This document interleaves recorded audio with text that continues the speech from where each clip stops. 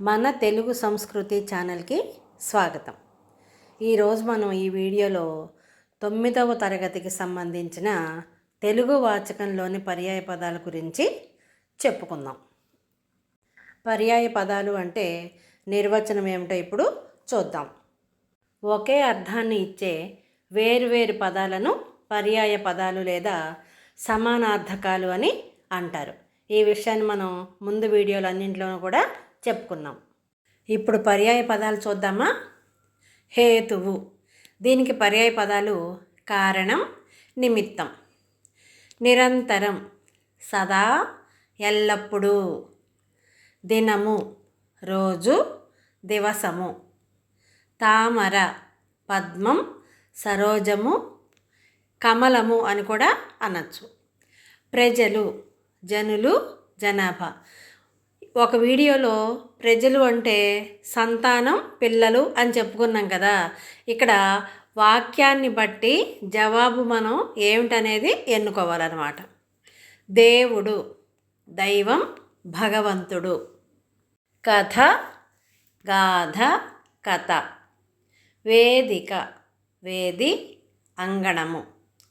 సభ, సదస్సు, పరిషత్తు. సన్మానం, సత్కారం, పురస్కారం. మెడ, గ్రీవము, కంఠము. సుగ్రీవుడు అంటాం కదా మనం, అంటే మంచి కంఠము కలవాడు అని అర్థం అన్నమాట. గాయం, దెబ్బ, ఘాటు. తల, శిరస్సు, మస్తకం. లోకం, ప్రపంచం, జగం, విశ్వం. గొంతు, కంఠము, కుత్తుక. దిక్కు, దిశ, ఆశ.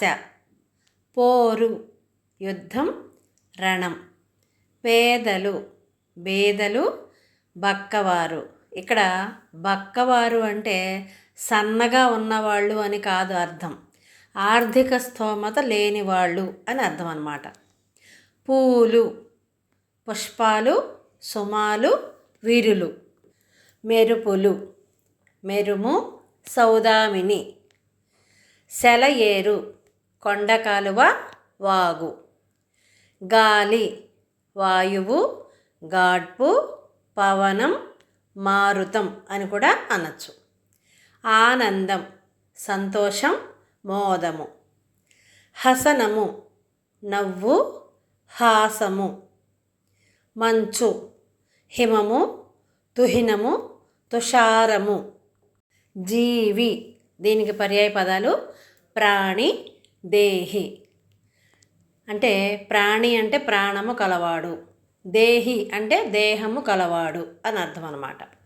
జలము, నీరు, ఉదకము, సలిలము, అమృతము ఏదైనా అనొచ్చు.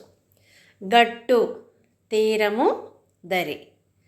వాన, వర్షము, జడి, జల్లు అని కూడా అనొచ్చు. క్రిమి, పురుగు, కీటకం.